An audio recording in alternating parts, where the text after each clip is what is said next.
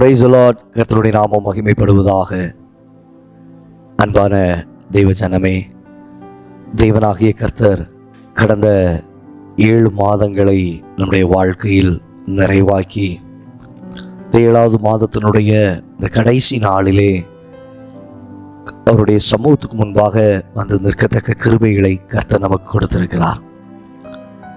இம்மட்டும் நடத்தினதான இம்மானுவேலர், தேவன் நம்மோடு என்று சொல்லி பார்க்கிறோம். அந்த தேவன் நம்மோடு இருக்கிறவர் வருகிறதான காலங்களிலும் நாட்களிலும் மாதங்களிலும் தேவன் உங்களோடு இருந்து நம்மோடு இருந்து நம்மை இன்னும் ஆச்சரியமாய் அவர் நடத்துவாராக. எனக்கு அன்பான தெய்வ ஜனமே, குறிப்பாய் இந்த நாட்கள் நண்பர்கள் தினம் என்று சொல்லி உலகம் முழுவதுமாய் கொண்டாடுகிறதை நாம் பார்க்கிறோம். நம்ம எல்லோருக்குமே நண்பர்கள் உண்டு, அப்படிதானே? எல்லாருக்குமே நண்பர்கள் உண்டு. நண்பர்கள் இல்லாமல் நாம் யாரும் கடந்து வருவதில்லை, தாண்டி வருவதில்லை. எல்லாருக்குமே நண்பர்கள் உண்டு. வேதத்தில் நாம் வாசிக்கும் பொழுது நீதிமொழிகளின் புஸ்தகத்திலே 18வது அதிகாரம் 24வது வசனத்தில், சிநேகிதர் உள்ளவன் சிநேகம் பாராட்ட வேண்டும், சகோதரனிலும் அதிக சொந்தமாய் சிநேகிப்பவனும் உண்டு. ஆம் தெய்வ ஜனமே, சிநேகிதர் உள்ளவன் சிநேகம் பாராட்ட வேண்டும், சகோதரனிலும் அதிக சொந்தமாய் சிநேகிப்பவன் உண்டு. இன்றைக்கு நம்முடைய வாழ்க்கையில் தேவன் நமக்கு ஏற்படுத்தி கொடுத்திருக்கிறதான இந்த உறவுகள், ஒவ்வொரு உறவுகளும் ஒவ்வொரு காலகட்டங்களிலும் நாம் கடந்து வரும் பொழுது தேவன் ஏற்படுத்தி கொடுக்கிறதான each and every relationship can be our father, our mother, our brother, our friends and our relatives, so our believers, so everyone, they are being given by God. அவர்கள் எல்லாருமே தேவனால் நமக்கு அருளப்பட்டிருக்கிறார்கள். அதை நாம் அறிந்து கொள்ள வேண்டும். இங்கே நண்பர்கள் என்று சொல்லி வரும் பொழுது வசனம் சொல்லுகிறது, சிநேகிதர் உள்ளவன் சிநேகம் பாராட்ட வேண்டும். அப்போ இன்றைக்கு தேவன் உங்களுக்கு சிநேகிதர்களை கொடுத்திருக்கிறார்களா? அவர்களை உண்மையாய் சிநேகிங்க. ரொம்ப முக்கியமே அதுதான். உண்மையாய் சிநேகிக்கிற நண்பர்கள் இன்றைக்கு இல்லை. அதுவும் இந்த கடைசி காலத்தில் வசனம் தெளிவாய் சொல்லுகிறது, அன்பு தணிந்து போகும். ஆமாங்க, அன்பு தணிந்து போகக்கூடியதான உலகத்தில் ஓடுகிறோம். ஆனால் இந்த காலகட்டங்களிலே நீங்கள் முதலாவது உங்களுடைய நண்பருக்கு உண்மை உள்ளவர்களாய் இருங்கள். அவர்களிடத்திலே சிநேகத்தை காண்பியுங்கள். அதான் வசனம் சொல்லுகிறது, சகோதரனிலும் அதிக சொந்தமாய் சிநேகிப்பவனும் உண்டு. ஒரு சகோதரன் நம்ம வீட்டில் இருக்கிறான் அப்படின்னா அந்த சகோதரனை காட்டிலும் நம்மிடத்திலே அதிக சொந்தமாய், சொந்த ஒரு சகோதரனை போல சிநேகிக்கக்கூடியதான நண்பர்கள் இன்றைக்கு இந்த உலகத்தில் இருக்கிறார்கள். இப்போ இன்றைக்கு உங்களுடைய வாழ்க்கையை கொஞ்சம் யோசித்து பாருங்க. அப்படிப்பட்ட சிநேகிதர்களை தேவன் உங்களுக்கு கொடுத்திருக்கிறாரா? அப்படிப்பட்ட நல்ல நபர்களை கர்த்தர் உங்களுக்கு ஏற்படுத்தி இருக்கிறாரா? அவர்களிடத்தில் வசனம் சொல்லுகிறது, சிநேகத்தை பாராட்டுங்கள், சிநேகத்தை காண்பியுங்கள். சில பேருக்கு உண்மையான சிநேகிதர்கள் இருந்தும் அவர்களிடத்திலே உண்மையான அன்பை காண்பியாத நபர்களும் இன்றைக்கு இருக்கதான் செய்கிறார்கள். இந்த காலத்திலே இணை பிரியாத, விட்டு விலகாத நல்ல சிநேகிதர்களாய் இருக்க பழகி கொள்ளுங்கள். எனக்கு தெரிந்த ஒரு குடும்பம், அந்த குடும்பத்திலே அவர்களுடைய கணவனார், அவர்களுடைய நண்பர்கள் ஒரு குறிப்பிட்ட ஒரு சூழ்நிலையிலே அவர்களுடைய கணவனாருக்கு ஒரு மேஜர் ப்ராப்ளம், ஹார்ட் ப்ராப்ளம் வந்துட்டு, அந்த நேரத்தில் பார்த்தீங்கன்னா அவர்களுடைய ஃப்ரெண்ட்ஸு, வெளியில் இருந்தவர்கள் எல்லாரும் அந்த ராத்திரி ஓடி வந்துட்டாங்க. அப்படியே எடுத்து அவர்கள் கைகளில் இருக்கிறதான பணத்தை கொடுத்து, நீங்கள் உடனே மற்ற காரியங்களை நீங்கள் பாருங்கள், எதையும் யோசிக்காதீங்க. இவங்க தயங்கி நின்று இருக்கிறாங்க, இல்லைனா நான் அப்புறமா பார்க்குறேன், நீ அதெல்லாம் ஒன்றும் சொல்ல வேண்டாமா, நீ அதெல்லாம் ஒன்றும் தர வேண்டாம், இதை நீ அவனுக்கு செய், உன்னால் முடிஞ்ச காரியங்களை இதில் நடத்து, இன்னும் ஏதாவது தேவைன்னா எனக்கு நீ ஃபோன் பண்ணு, நான் தரேன், நீ யார்ட்டையும் போக தேவையில்லை. உண்மையான சிநேகிதர்கள். பணத்தை கொடுக்கறதுனால மாத்திரம் இல்லைங்க, அடுத்து பின்பு தொடர்ந்து விசாரித்தார்கள். விசாரித்தது மாத்திரமல்ல, காலங்கள் கடந்து போகும்போதும் அந்த நண்பனோடு கூட இருந்து சரியான வழியிலே நீ நடக்க வேண்டும் என்பதற்காக திட்டுறதும் கோபப்படுகிறதும், அந்த குறிப்பிட்ட நபரை, இவங்க ஒரு 3-4 பேர் உண்டு, அந்த 3-4 பேரும் அப்படிப்பட்ட ஒரு நல்ல உறவிலே அவர்கள் காணப்பட்டார்கள். ஏன் இதை சொல்லுகிறேன் என்றால், இன்றைக்கு இப்படி உண்மையாய் சிநேகிக்கக்கூடியதான நண்பர்களை தேவனாகிய கர்த்தர் நமக்கு ஏற்படுத்தி தருவாராக. உங்கள் வாழ்க்கையில் ஆண்டவர் ஏற்படுத்தி தருவாராக. ஆமென். தொடர்ந்து நாம் பார்க்கும் பொழுது வேதம் சொல்லுகிறது, சிநேகிதன் என்ன செய்கிறான்? எல்லா காலத்திலும் சிநேகிக்கிறான். அப்போ அந்த சிநேகிதனுடைய சிநேகம் எப்படி இருக்கிறது? அது எல்லா காலத்திலும் சிநேகிக்கிறவன் தான் உண்மையான சிநேகிதனாய் இருப்பான்.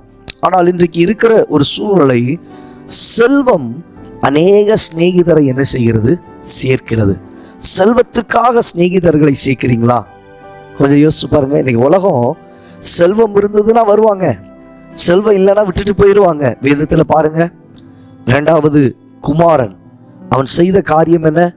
இளைய குமாரனுடைய வாழ்க்கையில அவன் தன் தகப்பனிடத்திலிருந்து பிரிந்து வரும் பொழுது கைகளில் பணங்களோடு கூட அவன் வருகிறான். பணம் இருக்கிற வரைக்கும் ஃப்ரெண்ட்ஸ் இருந்தாங்க, பணம் செலவழிக்கிற வரைக்கும் நண்பர்கள் இருந்தாங்க. என்றைக்கு பணம் அவன் கையை விட்டு கரைந்து போயிற்றோ, அவனோடு இருந்தவர்கள் யாவரும் அவனை விட்டு விலகி போனார்கள். தன்னந்தனியாக விடப்பட்டவனைப் போல காணப்பட்டான். நம்முடைய வாழ்க்கையில் நாம் அதை அறிந்து கொள்ள வேண்டும்.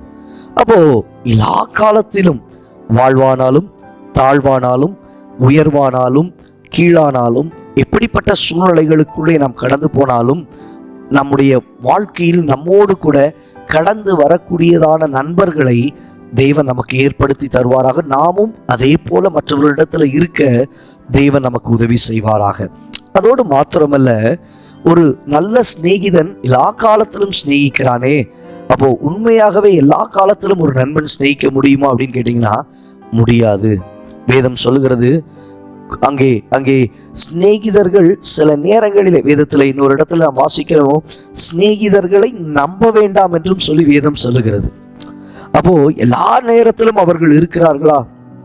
இல்ல, விட்டு போகிறவர்களும் உண்டு. ஆனால் உண்மையான ஒரு சிநேகிதர் உண்டு. நாம் வாசிக்கும் பொழுது யோவான் எழுதின சுவிசேஷம் 15ஆம் அதிகாரம் 15வது வசனத்திலே நாம் வாசிக்கும் பொழுது, இனி நான் உங்களை ஊழியக்காரன் என்று சொல்லுகிறதில்லை, ஊழியக்காரன் தன் எஜமான் செய்கிறதை அறிய மாட்டான். நான் உங்களை சிநேகிதர் என்றேன், ஏனெனில் என் பிதாவினிடத்தில் நான் கேள்விப்பட்ட எல்லாவற்றையும் உங்களுக்கு என்ன செய்தேன்?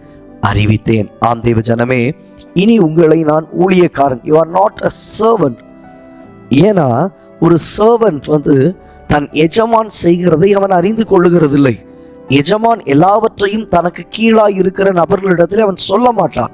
இது உலக நியதி. எந்த ஒரு எஜமானும் தான் செய்ய போகிற காரியத்தை தனக்கு கீழாய் இருக்கிற நபர்களிடத்திலே பேசுவதில்லை, சொல்லுகிறதில்லை, மேலோட்டமாய் சொல்லிவிட்டு கடந்து செல்வார்கள். ஆனால் ஒரு நண்பனோ அப்படிப்பட்டவன் அல்ல. அதை தான் வசனம் சொல்லுகிறது, உங்களை நான் சிநேகிதர் என்று நான் சொல்லுகிறேன், ஏனென்றால் என் பிதா என்னிடத்தில் சொன்னவைகளை எல்லாவற்றையும் உங்களுக்கு நான் என்ன செய்கிறேன்? அறிவிக்கிறேன். ஆமாங்க, நமக்கு ஒரு நிலையான ஒரு சிநேகிதர் உண்டு, நிலையான ஒரு நண்பர் உண்டு. யாரென்றால் அவர் ஆண்டவராகிய இயேசு கிறிஸ்து. இன்றைக்கு உங்களுடைய வாழ்க்கையில் ஒருவேளை யோசிக்கிறீங்களா, எனக்கு நிலையான நண்பர் இல்லை, நிலையான ஒரு சிநேகிதர் எனக்கு கிடைக்கல. கவலைப்படாதீங்க, ஒரு நிரந்தரமான சிநேகிதர் ஒருவர் உண்டு. அவர்தான் தேவனாகிய கர்த்தர், ஆண்டவராகிய இயேசு கிறிஸ்து. அவர் உங்களுக்கு நல்ல சிநேகிதராக இருப்பார். உங்க உள்ளத்துல உள்ளதெல்லாம் அவற்றை சொல்லி பாருங்க. அவர் யாரிடத்திலும் தூற்றி திரிகிறதில்லை, யாரிடத்திலும் உங்களை பற்றி மற்றவர்களை கொண்டு போய் சேர்ப்பதில்லை. அவரும் தனக்குள்ளவைகளை எல்லாவற்றையும் உங்களோடு கூட அவர் வெளிப்படுத்துகிறவராய் இருக்கிறார், உங்களோடு கூட பேசுகிறவராய் இருக்கிறார். வாழ்க்கையில செய்ய போகிற காரியங்களை அதை திறந்த மனதோடு கூட இடைப்படுகிறவராய் இருக்கிறார். அப்படிப்பட்ட ஒரு நல்ல சிநேகிதராக ஆண்டவராக இயேசு கிறிஸ்து நம்முடைய வாழ்க்கையில் இருக்கிறார். உங்களுக்கு ஒரு நித்தியமான நிரந்தரமான ஒரு சிநேகிதர் உண்டு. அவர்தான் ஆண்டவராகிய இயேசு கிறிஸ்து. அதை தான் வசனம் சொல்லுகிறது, சிநேகிதர் எல்லா காலத்திலும் சிநேகிப்பான். சிநேகிதர் எல்லா காலத்திலும் சிநேகிப்பான். எல்லா காலத்திலும் உங்களை சிநேகிக்கணும்னா அது தேவனாகிய கர்த்தர் ஆண்டவராகிய இயேசு அவர் ஒருவர் மாத்திரம் தாங்க. மற்றவர்கள் எல்லாரும் நம்ம இடத்துல பொறாமை கொள்ளுகிறவர்கள், மற்ற எல்லாரும் நமக்கு விரோதமாய் கோள் சொல்லுகிறவர்கள், மற்றவர்கள் எல்லாரும் நமக்கு விரோதமாய் பிராண சிநேகிதரையும் பிரித்து விடுகிறவர்களாய் இருக்கிற அனுபவங்கள், அந்த சிநேகிதர்கள் பிரிக்கப்படுகிறதையும் நாம் பார்க்க முடியும். ஆனால் நம்மை விட்டு பிரியாத ஒரு நித்தியமான நிரந்தரமான சிநேகிதர் உண்டு. அவர் ஆண்டவராகிய இயேசு கிறிஸ்து. அவர் உங்கள் வாழ்க்கையில் நிரந்தர நித்தியமான என்றென்றைக்கும் விட்டு விலகாத ஒரு நல்ல சிநேகிதராய் உங்களோடு இருந்து வழிகாட்டி சரியான பாதையில் கொண்டு சேர்த்து முற்றும் முடிய ரட்சிக்க அவர் வல்லமை உள்ளவராக இருக்கிறார். கண்களை பிடிச்சி ஜெபிக்கலாமா? நல்ல தகப்பனே, இன்றைக்கு நாங்கள் கேட்ட உடைய வார்த்தையின்படி ஆண்டவரே, இந்த மாதம் முழுவதுமாய் எங்களோடு இருந்து எங்களை நடத்தினீர். நீர் எங்களுக்கு உள்ள ஒரு நல்ல சிநேகிதர். ஆண்டவரே, நீர் சிநேகிதராய் இருக்கிறீர். அந்த சிநேகத்தை நாங்கள் பற்றிக்கொள்ள எங்களுக்கு உதவி செய்யும். அதே போல உலக பிரகாரமாய் கொடுத்திருக்கிற நண்பர்கள், அவர்களையும் ஆண்டவரே நாங்கள் சரியான விதத்திலே அனுசரித்து செல்லத்தக்க கிருபைகளை தருவீராக. ஒப்பு கொடுக்கிறோம். மகிமைப்படும் இயேசுவின் நாமத்தில் பிதாவே, ஆமேன். ஆம் தெய்வ ஜனமே, இந்த வார்த்தைகளை கேட்ட உங்களுடைய வாழ்க்கையில் தேவன் நல்ல சிநேகிதர்களை ஏற்படுத்தி தருவாராக. உங்களுக்கு ஆண்டவர் கொடுத்திருக்கிற சிநேகிதருக்காக ஆண்டவருக்கு நன்றி செலுத்துங்கள். ஆனாலும் சில காரியங்களிலே கவனமாயிருங்கள். ஆண்டவர் உங்களை ஆசீர்வதித்து நடத்துவாராக. அது மாத்திரமல்ல, நமக்கு ஒரு நித்தியமான நிரந்தரமான ஒரு சிநேகிதர் உண்டு. அவர்தான் ஆண்டவராகிய இயேசு கிறிஸ்து. அவர் உங்களுக்கு நல்ல சிநேகிதராய் இருப்பார். அவரிடத்தில் எல்லாவற்றையும் பறைசாற்றுங்கள். அவர் உங்களை நடத்துவார். God bless you. God bless you. God bless you.